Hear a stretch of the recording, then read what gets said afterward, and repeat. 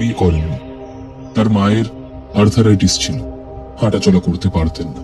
সে কারণেই গায়ের কিছু পরিচিত মানুষের জোড়াজুড়িতে ভদ্রলোক এক প্রকার বাধ্য হয়ে বিয়ে করেন। তারপর থেকে শুরু হয় অশান্তি, স্ত্রীর প্রতি সন্দেহ, ঘৃণা। এসবের জন্য তার উপর শুরু করেন নির্মম অত্যাচার। শেষে একসময় এমন অবস্থা হলো যে 20-22 বছরের মেয়েটি মানসিক ভারসাম্যহীন হয়ে গেল। পথ চলতি পথিকদের দেখলে ঘরের ভেতরে দৌড়ে পালাতো। বাড়িতে কোনো লোক এলে ঘরের ভেতর থেকে তাকে কোনো মতেই বের করা যেত না। মুখার্জি বাবু কোনো সময় নিজে প্রকাশ করতেন না যে এইসব অবস্থার জন্য আসলে উনি দায়ী। হঠাৎ একদিন ওই বাড়ির চাকর বিশু দেখি হন্যে হয়ে ঘুরে বেড়াচ্ছে চারিদিকে। জিজ্ঞেস করলাম, কিরে বিশু, এরকম করে ছুটে ছুটে বেড়াচ্ছিস কেন? সে হাঁপাতে হাঁপাতে বলল, ও অনিল দা, মাস্টার মশাইয়ের বউকে রাতের থেকে খুঁজে পাওয়া যাচ্ছে না। বলিস কি? অমন জল জ্যান্ত একটা মানুষ গেল কোথায়? সব জায়গায় খুঁজে ফেলেছি অনিল দা, কোথাও নেই। মাস্টার মশাই এখন থানায় গেলেন। এই কথা শুনে আমরাও পাড়ার কজন মিলে আশেপাশের গ্রামগুলোতে একটু খোঁজ খবর নিলাম, কিন্তু তাকে আর পাওয়া গেল না। আর পুলিশ কি করলো?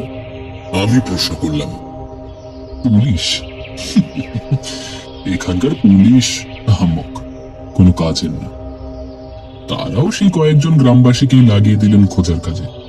মোট কথা, সেই ফুটফুটে মেয়েটিকে আর কোনো জায়গায় খুঁজে পাওয়া গেল না। মাস্টার মুখার্জি বিবাহিত স্ত্রীকে হারানোর পরে বুঝলেন যে তার ভূমিকাই বাড়িতে কতটা ছিল। ওনার চেহারা ভেঙে পড়ল, পরিচিতির সংখ্যাও নিজের থেকেই কমিয়ে দিলেন। দেখলেই মনে হতো এটা শুধু আপন জনকে হারানোর দুঃখ নয়, তার সাথে একটা অযাচিত অনুশোচনা মিশ্রিত হয়ে এক বিভৎস বিশৃঙ্খলতার আকার নিয়েছে। তার বছর দুয়েক পরে থেকেই শুরু হয় এক ধরনের অলৌকিক উপদ্রব। কোথাও কিছু নয়, ওই বাড়ির আশেপাশে যেসব চাষের জমি আছে, অবশ্য এখন সেগুলো জঙ্গলে পরিণত হয়েছে, তাই আপনার বুঝতে অসুবিধা হবে। ও জায়গায় আগে চাষাবাদ হতো। তো সেখানে গ্রামের লোকজন নিজেদের গরু ছাগল ইত্যাদি বেঁধে রেখে জমিতে দিনমজুরের কাজ করত। হঠাৎ এক সময় থেকে শুরু হলো সেই অবলা প্রাণীগুলিকে চুরি করা। কিভাবে চুরি হচ্ছে, কে চুরি করছে, কেউ বুঝতে না পেরে একদিন ঠিক করা হলো আর চারদিকে বসে থাকতে হবে মাছ ধরার জন্য। আমি ছিলাম ওই উদ্যোগের মোড়ল। গ্রামের ভুবন শিকদারের কাছ থেকে একটা মুরগি কিনে নিয়ে গোটা 5-6 জন একসাথে কিছুটা দূরে একটা আগাছা মতন জায়গায় চুপ করে বসে রইলাম। হঠাৎ দেখলাম মুরগিটি ভীষণভাবে ছটফট করতে শুরু করেছে। আমার পাশের একটি ছেলে উঠে সেখানে যেতে চাইল, আমি আটকে দিলাম। পরক্ষণে মুরগিটি অসাড় হয়ে পড়ল মাটির উপরে। এরপর যা দেখলাম তা এতটাই কাকতালীয় যে কিভাবে আপনাকে বলবো বুঝতে পারছি না। ভদ্রলোকের চোখ বিস্ফারিত হলো। বললাম, কি দেখলেন বলুন তো? কপালে জমে আসা বিন্দু বিন্দু ঘাম মুছে অনিল বাবু আবার বলতে শুরু করলেন, মাস্টার বাবু, চোখের পলক বোধহয় কয়েক সেকেন্ডের ভগ্নাংশের জন্য বন্ধ হয়েছিল। তারই মধ্যে মুরগিটিকে মাটির মধ্যে টেনে নিয়ে গেল একটা একটা হাত। যেটুকু দেখতে পেয়েছিলাম ওই হাতের রং আমাদের মতন বাদামি নয়, আবার ঠিক কালো বললে ভুল হবে। তার রং একদমই ঘোর কৃষ্ণময়। এক কথায় মাস্টার বাবু, অমন রঙের হাত হয় না। আমি অনিল বাবুর কথা শুনে হো হো করে হেসে উঠলাম। বললাম,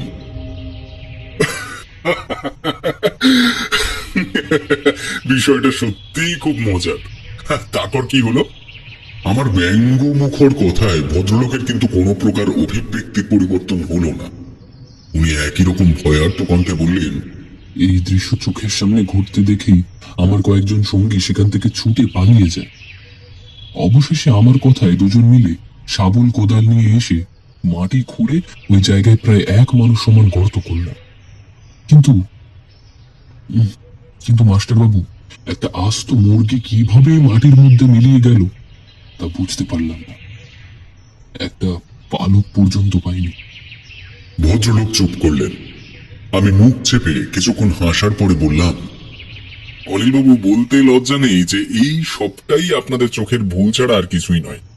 আর হ্যাঁ, আমি সম্পূর্ণ বিষয়টাকে জেনে রাখলাম। আপনি কেবল আমায় নিয়ে কোনো প্রকার দুশ্চিন্তা রাখবেন না, এটাই আশা করব।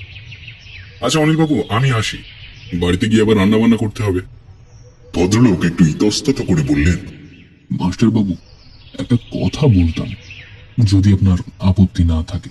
বললাম, কিছু মনে করার কি আছে, বলুন না। বলছিলাম, যদি কিছু মনে না করেন তাহলে আমার বাড়ি থেকে আপনার প্রতিদিনের খাবারের ব্যবস্থা করে দিতে পারি। রজতের মায়ের রান্নাও আশা করি আপনার ভালো লাগবে।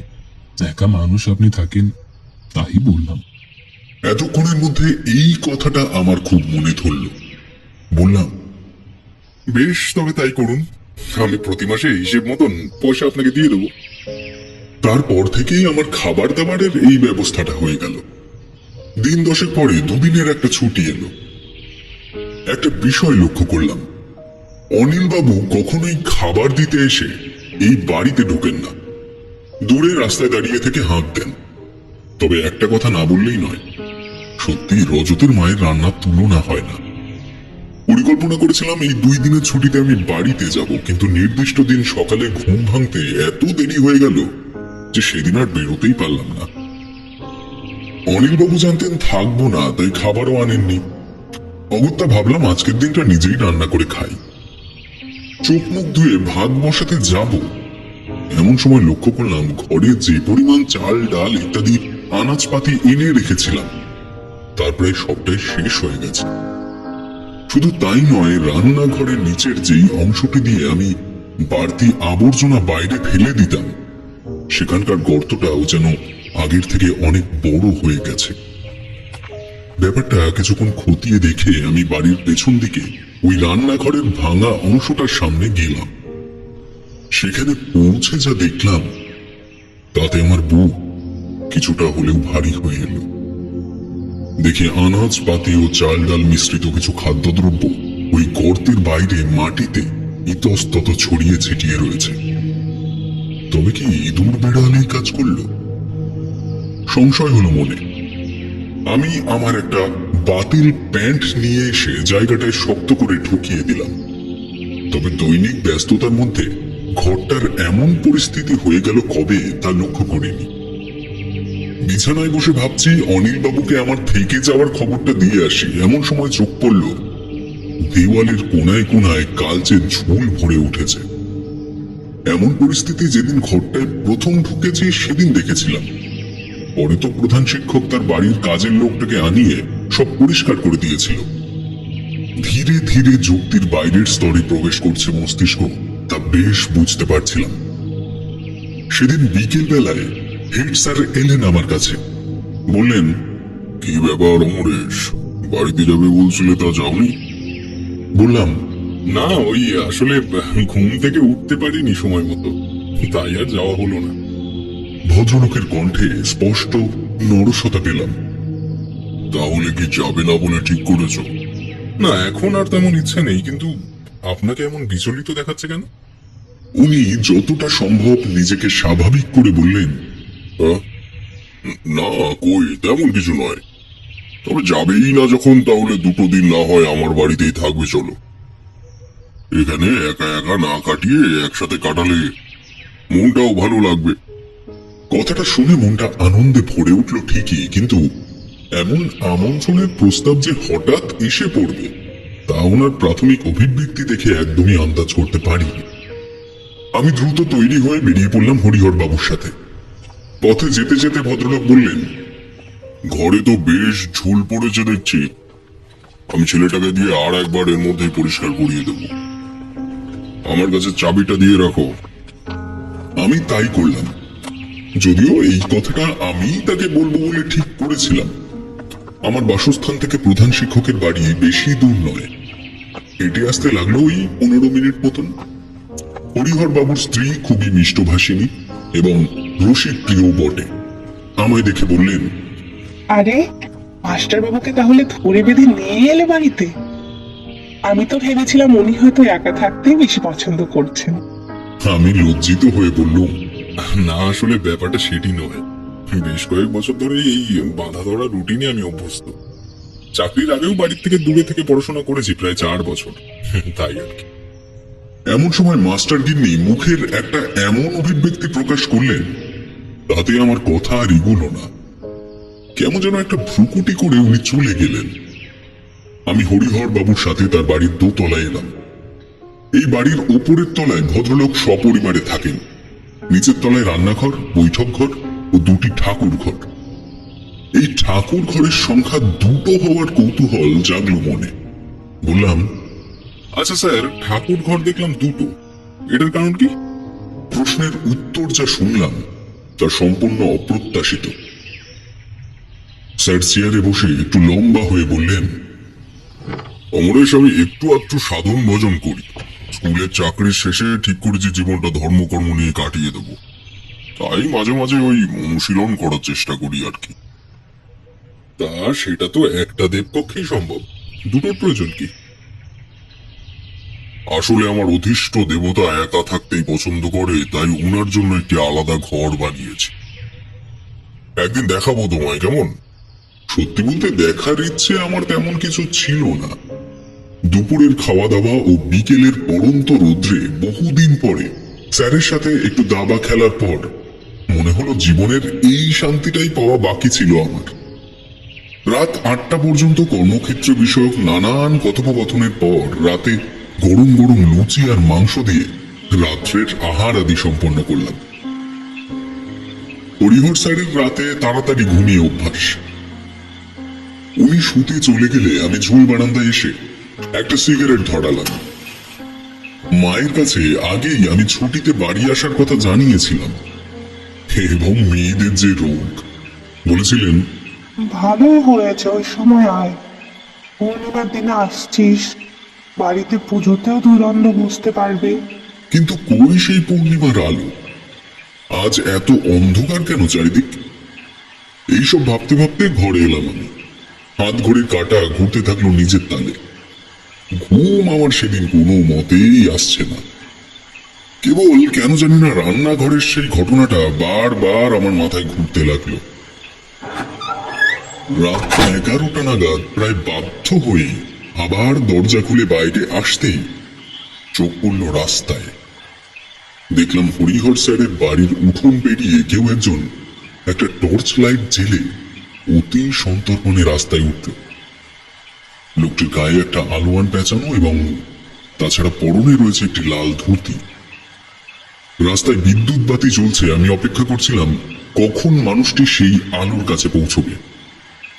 এই অপেক্ষা পূর্ণতা পাওয়ার সঙ্গে সঙ্গে আমি চমকে উঠলাম। দেখলাম হরিহর মাস্টার, মানে আমার স্কুলের প্রধান শিক্ষক, খুব সাবধানে রাস্তা ছেড়ে বেরিয়ে চলেছে। কৌতূহল হলো মনে, দ্রুত বেরিয়ে পড়লাম তার পিছু পিছু। মনের ভেতরে অপরাধ বোধ নেই, কারণ কেন জানি না অনিল বাবুর গল্প, আমার দেখা সকালের ঘটনা সব মিলেমিশে আমাকে সম্পূর্ণ আস্তিক মানুষে পরিণত করতে লেগে পড়েছে। উঠোন পেরিয়ে রাস্তায় পা রাখবো এমন সময় নিচু গলায় ঠিক পেছন থেকে একটা ডাক শুনতে পেলাম, মাস্টার বাবু, ওনার পেছনে যাবেন না। চমকে উঠে ঘুরে দেখি গৃহকর্ত্রী আমার পেছনে বিস্ফারিত দৃষ্টি নিক্ষেপ করে দাঁড়িয়ে আছেন। বললাম, কি? মানে উনি এত রাতে এই পূজারীর বেশ নিয়ে কোথায় যাচ্ছেন? উনি পুজো দিতে যাচ্ছেন। এত রাতে পুজো দিতে গেল মানে? আপনি কি বলছেন এসব? আমি ঠিকই বলছি মাস্টার বাবু। 2 দিনের যে ছুটি দিয়েছিল আপনাকে ওই ঘর থেকে বের করার জন্য, আমি সাহস করে আগের বছর ওই দিনই ওনার পেছন পেছন আপনার ঘর পর্যন্ত গেছিলাম। তারপর আর সাহস পাইনি। উনি ওখানে কিছু একটা করবে ঘন্টাখানেক, তারপর ফিরে আসবে। কিন্তু কেন? কারণ জিজ্ঞেস করলে বলেছিলেন ওটাই তার পৈতৃক ভিটে। সেহেতু ওই দিন নাকি কোনো এক বিশেষ কারণে রাতের বেলায় পুজো হতো, তাই উনি সেই প্রথা বজায় রাখার জন্য এই কাজ করেন। আমি একজন শিক্ষিত মানুষ শুধু নই, একই সাথে একজন মেজ জীবন অতিবাহিত করা অবাধ্য যুবকও ছিলাম এক সময়। তাই মাস্টার গিন্নির এই প্রকার উত্তরে খুব একটা সন্তুষ্ট আমি হতে পারলাম না। বললাম, আপনি এক কাজ করুন, ঘরে চলে যান। আমি ব্যাপারটা একবার চোখে না দেখলে হচ্ছে না। তাছাড়া ওই ঘরটা এখন আমার অধীনস্থ। উনি অন্তত একটিবার জন্য আমাকে বলতে পারতেন। কথাটি বলেই আমি রাগ পায়ে আমার বাসার দিকে এগোতে শুরু করলাম। দূর দূরান্ত পর্যন্ত তখন আর হরিহর মাস্টারকে দেখতে পাচ্ছি না। ঘরের সামনে পৌঁছে দেখি সেটাও বাইরে থেকেই তালা দেওয়া এবং ভেতরটা অন্ধকার। নতুন তেমন কিছু চোখে পড়ছে না ঠিকই, কিন্তু নতুন একটা গন্ধ আজ হঠাৎ অনুভব করতে পারছি আমি। গন্ধটা গোলাপের। তাজা গোলাপ ফুলের গন্ধ যেমন প্রাণোচ্ছল ও স্নান মাদকতা সম্পন্ন হয়, এও ঠিক তাই। পরক্ষণে সে গন্ধের সাথে যুক্ত হল একটা খুঁট খুঁট শব্দ। মন দিয়ে শব্দটি শুনলাম। সেটার বদলে এখন শিলনোড়ার বাটনা বাটার মতো একটা শব্দ উঠল। কান খাড়া করে কিছুক্ষণ শব্দটা শুনে বুঝলাম সেটা আসছে আমার ঘরের পেছন দিক থেকে। ধীরে ধীরে দেয়াল ধরে ধরে সেদিকে এগোলাম। দক্ষিণ দিকের কোণের থেকে পেছনে উঁকি মারতেই দেখি হেডমাস্টার হ্যারিকেন জেলে রেখে ঠিক তার পাশেই বসে একটা ছুরিতে ধার দিচ্ছেন। পরিস্থিতি কোনো মতেই স্বাভাবিক নয়, তবে তারই মধ্যে জঙ্গলের মশা আমায় অস্থির করে তুলতে শুরু করেছে। এবার ভদ্রলোক এমন একটি কাজ করলো যার কাছে ওই অসহ্য জঙ্গলে মশার কামড়ের যন্ত্রণাও দুঃস্বপ্নের মতো মিলিয়ে গেল।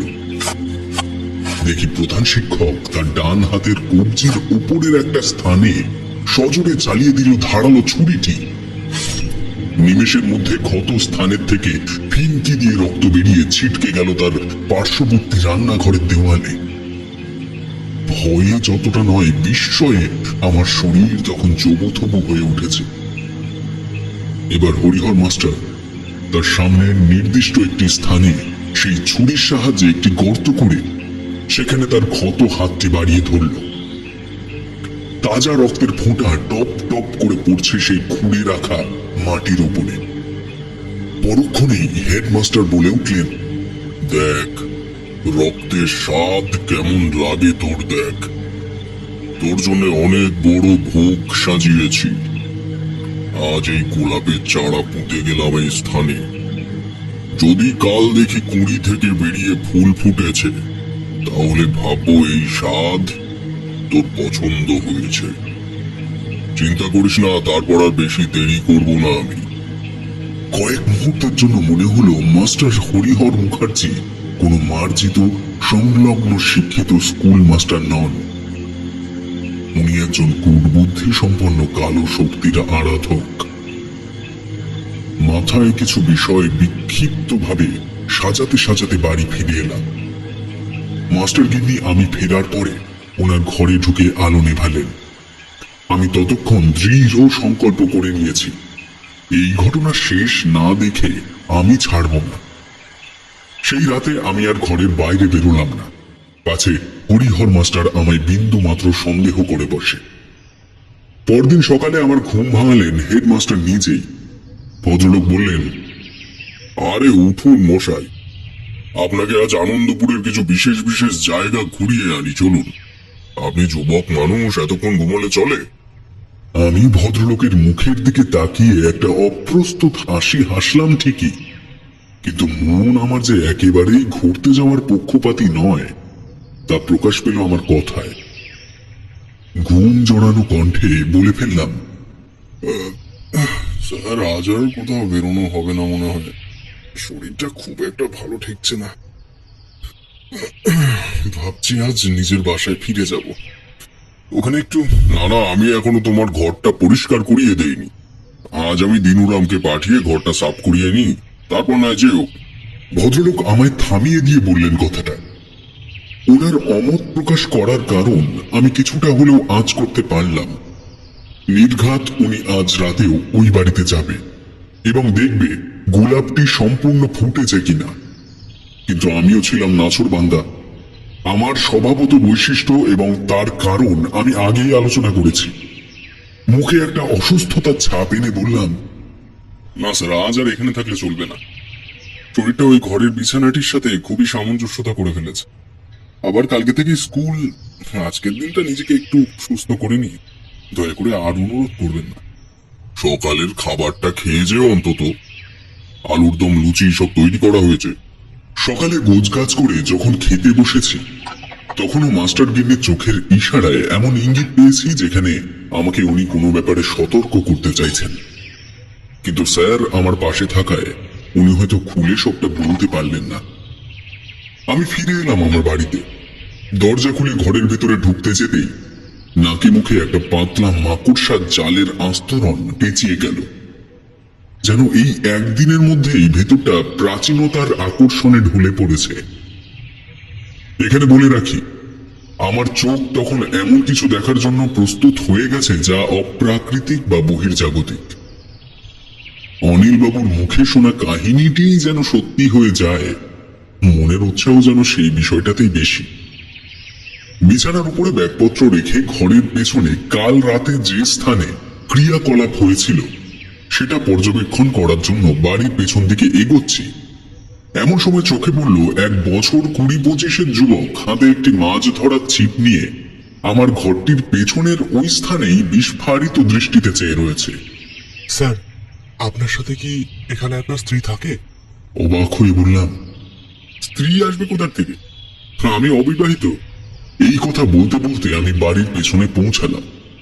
ছেলেটি বলল, না, আসলে দেখলাম একটি মেয়ে বসে ওই গোলাপটির গন্ধ শুকছে।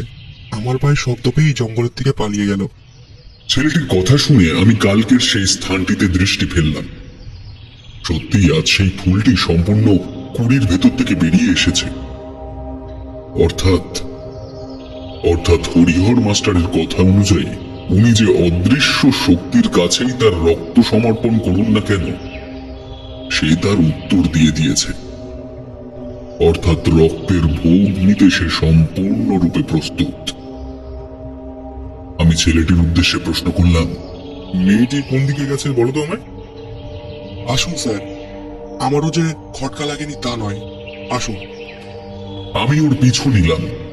ছেলেটির নাম রমা। অনিলবাবুর বাড়ির পাশেই ওর বাড়ি।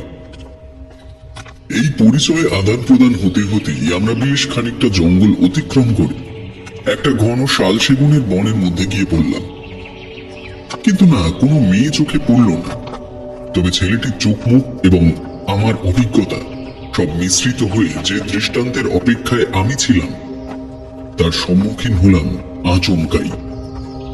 মনের অগোচরে ফেলে আসা আমার বাড়ির রাস্তাটার দিকে একবার চাইতেই দেখলাম একটা মোটা সেগুন গাছের পেছনে একটি লাল পেড়ে শাড়ি পরা গলা পর্যন্ত ঘোমটা টানা স্ত্রীলোক হাতে একটি মোটা দড়ি নিয়ে দাঁড়িয়ে রয়েছে। চমকে উঠে বললাম, ও কি? সঙ্গে সঙ্গে ছেলেটি পেছনে ঘোরার সময় নিতেই সামনের বিষয়টি উধাও। কি হয়েছে স্যার? একজন ছিলেন, একটা মেয়ে না মানে একজন স্ত্রী লোক এখানে দাঁড়িয়েছিলেন, হাতে একটা দড়ি। দড়ি?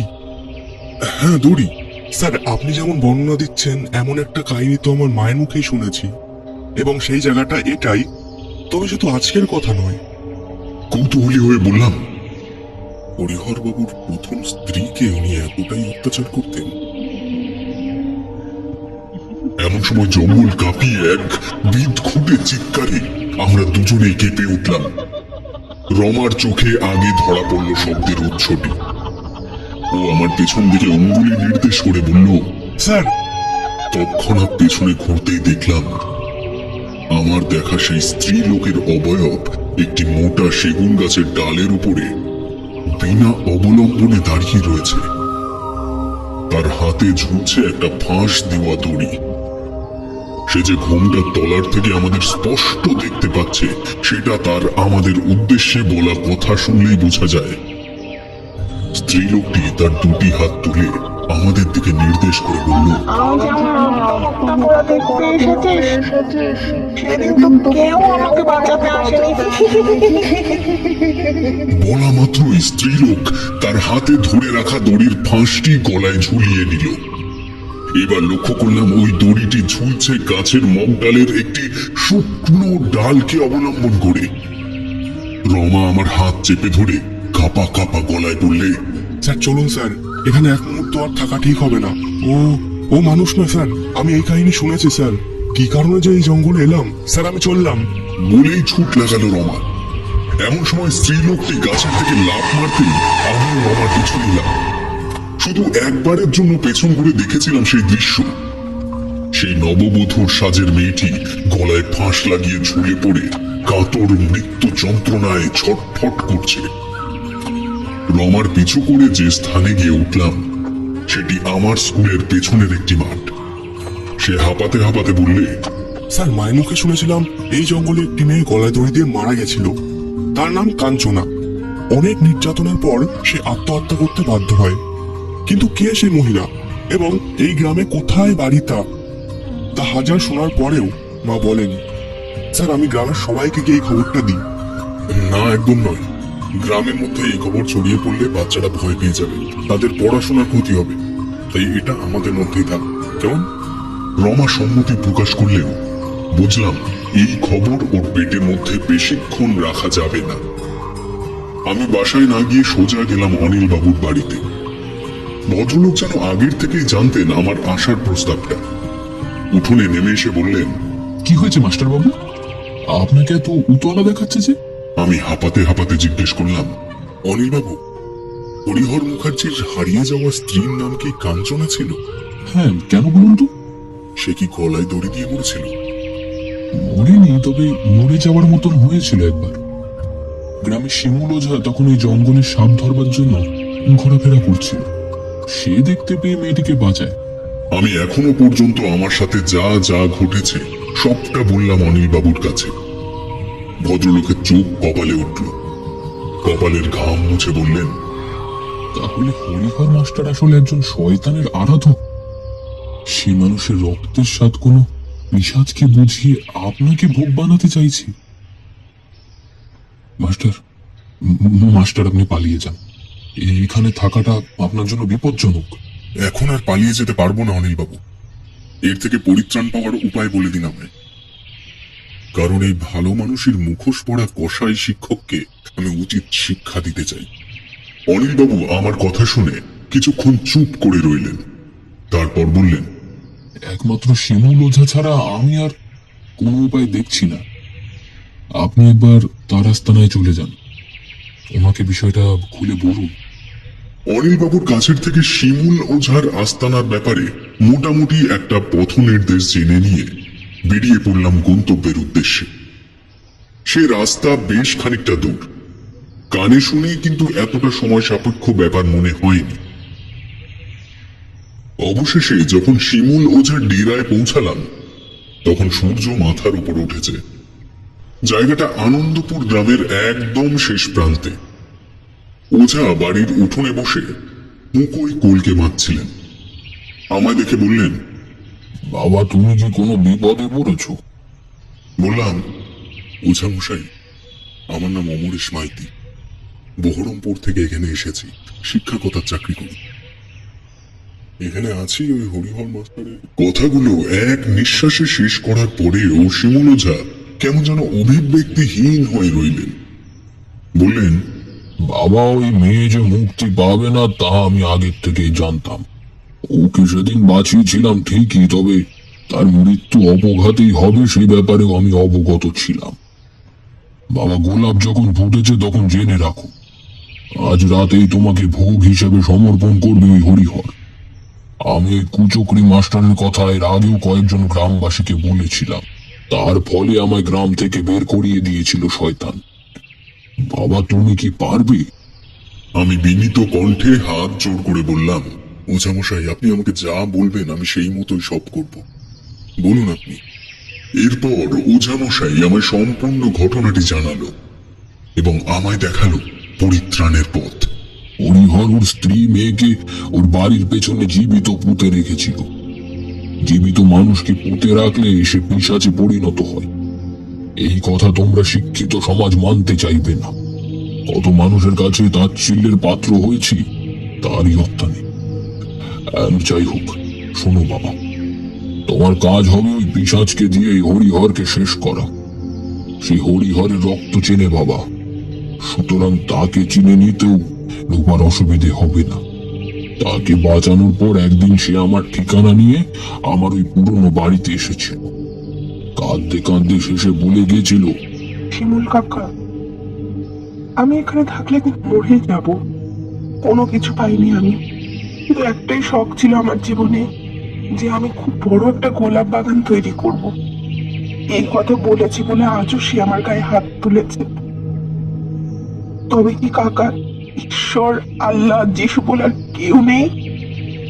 সেদিন বুঝিনি মেয়েটির আয়ু আর কিছু মুহূর্ত আছে। যদি ভুল না করি সেদিনও চলে গেছে ইহলোক ছেড়ে। মৃত্যুর আগে যে শেষ ইচ্ছের অভিব্যক্তিও ব্যক্ত করে গেছিল, তারই এখন বাস্তবায়ন হচ্ছে একটি প্রস্ফুটিত গোলাপ রূপে। আজ রাতে হরিহর পৌঁছানোর আগে তুমি ওই গোলাপ গাছের সোজাসুজি একটা গর্ত করবে। আমি তোমায় একটা রুদ্রাক্ষ দিয়ে দিচ্ছি, সেটি ধারণ করে নাও এখন। বিপদ আপদ থেকে এটা তোমায় রক্ষা করবে। পিশাচ উঠে আসতে চাইবে নিচের থেকে তোমায় শেষ করে ফেলবার জন্য, কিন্তু তুমি নিজের কর্মে অটুট থেকো। আমার দেওয়া এই রুদ্রাক্ষ কখনো পৃথক করো না নিজের থেকে। মনে রেখো, মানুষের রক্তের খিদেতে এখন সে তৃষ্ণার্ত। এই কারণেই তোমায় ভয় দেখিয়ে শরীরটাকে দুর্বল করে নিয়ে যেতে চাইছে বিদ্রোহী আত্মাটি। এবং একই সাথে সে প্রতিশোধের আগুনে জ্বলছে বাবা। তবে শেষের পর্যায়ে এসে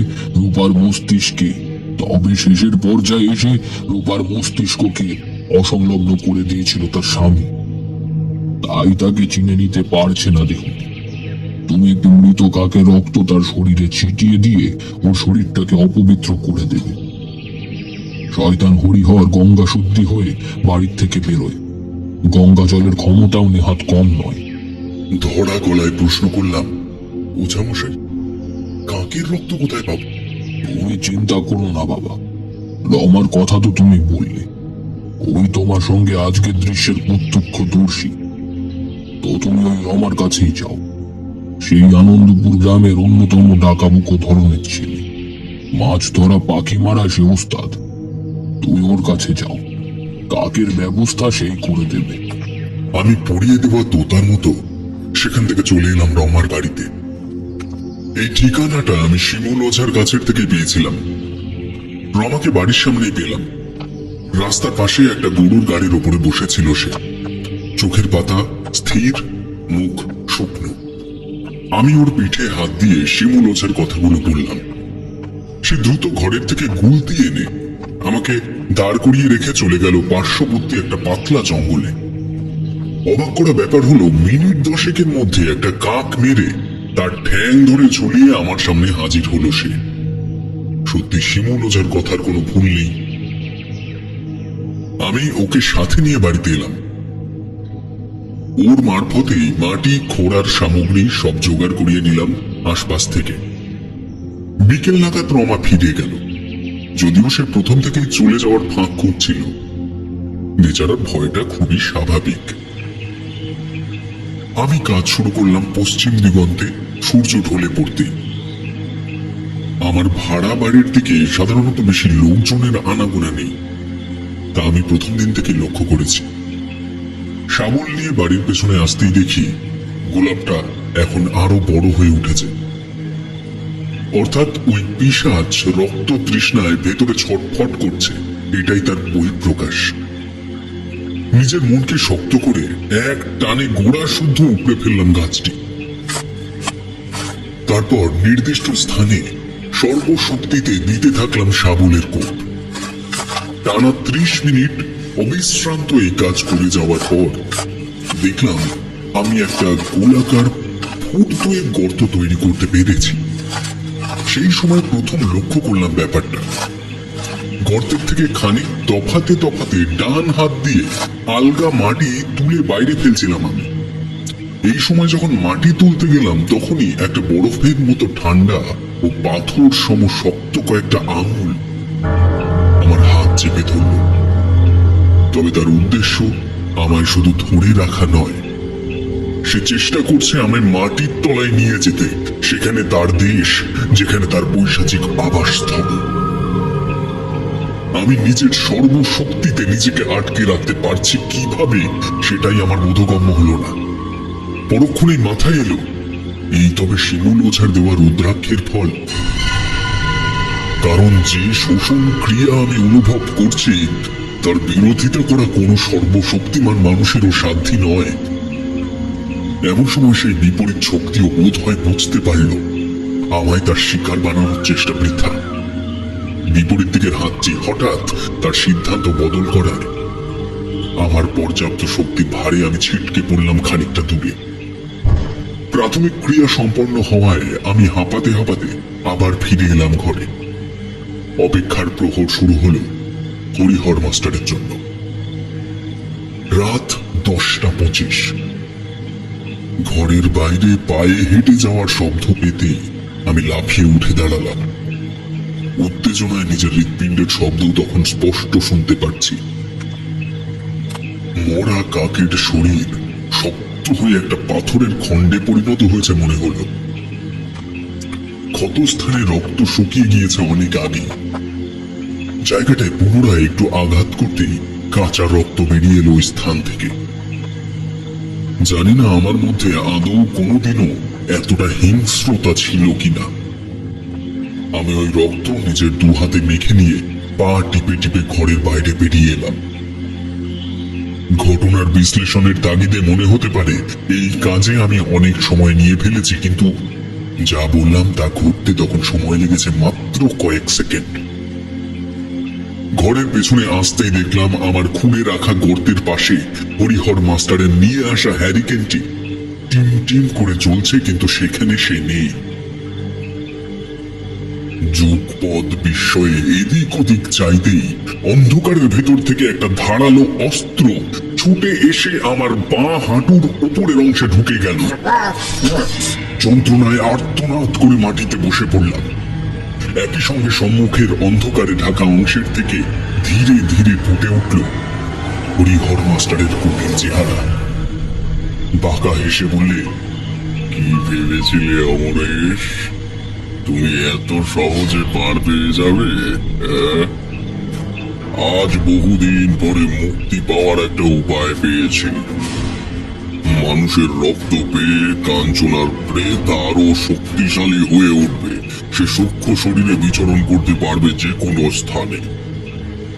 আমার প্রয়োজনীয় এমন কোনো জিনিস নেই যেটা আমি ওর মাধ্যমে করিয়ে নিতে পারবো না।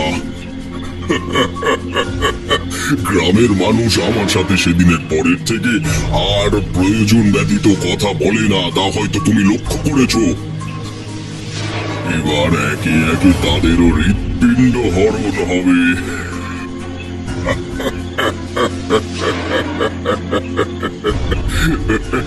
বলতে বলতে সে আমার দিকে এগিয়ে এলো। ক্ষত স্থানের যন্ত্রণায় আমার শরীর তখন অবসন্ন হয়ে পড়েছে। পাল্টা বল প্রয়োগের প্রস্তুতি নেয়ার উপায় নেই। সে এক পা দুপা করে আমার পেছনে গিয়ে সজোরে ধাক্কা দিয়ে ফেলে দিল আমায় গর্তের উপরে। আমি উঠে দাঁড়ানোর চেষ্টা করতেই আমায় এসে চেপে ধরল হরিহর মাস্টার। এমন সময় বিদ্যুৎ গতিতে আমার মাথায় এলো শিমুল ওঝার বলা কথাটা। আমি চাপড়ে ধরলাম হরিহর মাস্টারের হাত। যদিও আমার দু হাতেই এখন আমার ক্ষত স্থান থেকে নির্গত রক্তের মিশ্রণ ঘটেছে, তবুও এমন মন্ত্রের মতো কাজ হবে শিমুল ওঝার কথায় তা আমি ভাবতেই পারিনি। মুহূর্তের মধ্যে গর্তের অভ্যন্তর থেকে দুটি শীর্ণকায় কালো হাত উঠে এসে চেপে ধরল হরিহর মাস্টারের গলা। তবুও আমার গলায় ধারণ করা রুদ্রাক্ষের জন্য সে আমায় কোনো ক্ষতি করল না। কোথার থেকে আমার শরীরে অমন অযাচিত শক্তি এলো জানি না।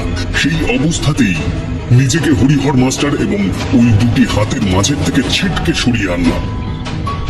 শয়তানের উপাসক যন্ত্রণা পেয়েই মরে, এই কথাটি একেবারেই নির্ভুল। যে স্বার্থ সিদ্ধির লোভে এই লোকটি তার স্ত্রীকে জীবিত কবর দিয়েছিল, এখন সেই পিশাচিনী তার ঘাতককে তিলে তিলে শেষ করছে আমার চোখের সামনে। তবুও তার ষড়যন্ত্র সুলভ মস্তিষ্কে বিন্দু মাত্র পরিবর্তন হয়নি। মৃত্যুর দোরগোড়ায় দাঁড়িয়ে সে বলছে, কাঞ্চনা, কাঞ্চনা, তুমি ভুল করছো। আমায় মারলে পরে আর কোনোদিনও তুমি এমন ভোগ পাবে না। আমি তোমার জীবিত মানুষের রক্তের স্রোতে ভাসিয়ে দিতে পারি। আমায় ছেড়ে দাও, আমায় ছেড়ে দাও। তুমি কি? কথা শেষ হতে পারল না। এমন সময় শুনতে পেলাম ওই গর্তের অভ্যন্তর থেকে ভেসে এলো একটা কান বিষিয়ে দেওয়া হাসি। আমি দু পা পিছিয়ে এলাম সহজাত বিকর্ষণে। দেখলাম ধীরে ধীরে একটি অর্ধগলিত মাথা বেরিয়ে এলো গর্তের বাইরে। চোখ নাকের কোনো অস্তিত্ব নেই এই মুখে, বরং কপাল থেকে চিবুক পর্যন্ত শুধুমাত্র একটি বড় গর্ত। দেখলে মনে হয় একটি ভয়ানক জানোয়ার তার মুখ হাঁ করে বহুদিনের ক্ষুধা নিবারণের প্রস্তুতি নিচ্ছে। আমি পাথরের মতো দাঁড়িয়ে আছি ঘটনাস্থল থেকে কিছুটা তফাতে। বিচার বুদ্ধির বিপরীতে চলমান বিভীষিকাময় রাত্রি যেন পুঞ্জিত অন্ধকারের মতো জমাট বেঁধে এক টানে গ্রাস করে নিল হরিহর মাস্টারের দেহকে। এই সঙ্গে কানে ভেসে এলো একটা দিক বিদিক অভিশপ্ত করে তোলা পৈশাচিক হাসি।